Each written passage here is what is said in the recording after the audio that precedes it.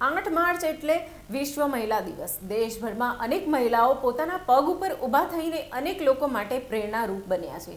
ત્યારે પાલનપુરમાં રહેતા મહિલાએ હસ્તકલા દ્વારા 150થી વધુ મહિલાઓને આત્મનિર્ભર બનાવી છે। પાલનપુરના જાગૃતિબેન મહેતા સાચા રૂપમાં એક મહિલાઓ માટે પ્રેરણા સ્ત્રોત બન્યા છે।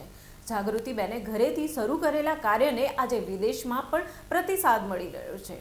જાગૃતિબેન મહેતા કહે છે કે તેમના ટ્રસ્ટ દ્વારા મહિલાઓને ફ્રીમાં તાલીમ આપવામાં આવે છે, જેથી વધુ મહિલાઓ હસ્તકલાથી જીવનનું નિર્માણ કરી શકે।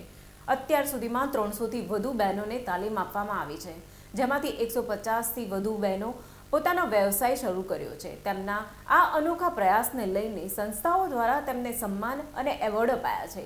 જાગૃતિબેન મહેતા તેમની ટીમનું સપનું છે કે આગળ જઈને વાત્સલ્ય સેવા ટ્રસ્ટને વધુ વિસ્તૃત કરીને મહિલાઓ માટે વધુ રોજગારીના દરવાજા ખોલવામાં આવે। આ એક નાનકડી શરૂઆત છે જે આજે એક સફળ વ્યવસાયમાં ફેરવાઈ છે અને તેમના આ કાર્યથી અનેક બહેનો માટે નવું પ્રેરણા સ્ત્રોત બની ગયું છે। હું છેલ્લા 6 વર્ષથી જાગૃતિબેન મહેતા જોડે વાત્સલ્ય સેવા ટ્રસ્ટમાં જોડાયેલી છું। હું ખુદ પણ આર્ટ એન્ડ ક્રાફ્ટનું કામ કરું છું। અહીંયા દરેક મહિલાઓને તાલીમો આપી અને એમને પગ ઉપર ઊભા કરે છે। કેવી રોજગારી મળે છે?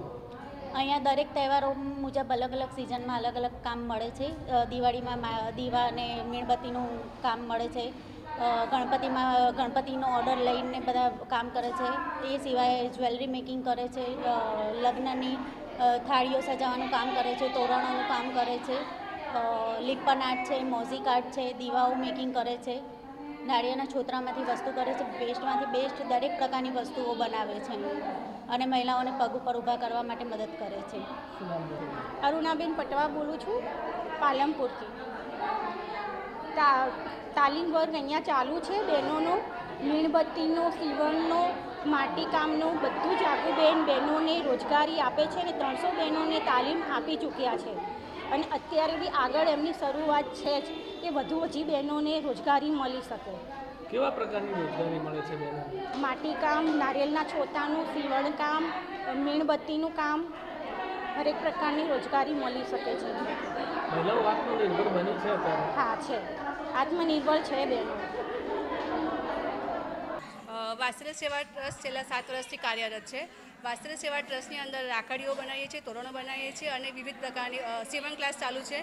બહેનોને જે પોતામાં જે રહી છે તાલીમ કે બહેનોને આવડત હોય છે, એ આવડત કેવી રીતે બહાર કાઢવી એ વાત્સલ્ય સેવા ટ્રસ્ટ કામ કરે છે। ઘણી બહેનો ઘરે બેસીને કામ કરે છે પણ એ બહાર નથી નીકળી શકતી, તો એને આપણે ટ્રેનિંગ આપીને એને માર્કેટમાં માધ્યમ પૂરું પાડીએ છીએ। બહેનો અમારે ત્યાં આગળ સીવણ ક્લાસ છે, મીણબત્તીની ટ્રેનિંગો ચાલુ છે અને મોતિયા તળમાંથી વિવિધ પ્રકારની વસ્તુ બનાવે છે।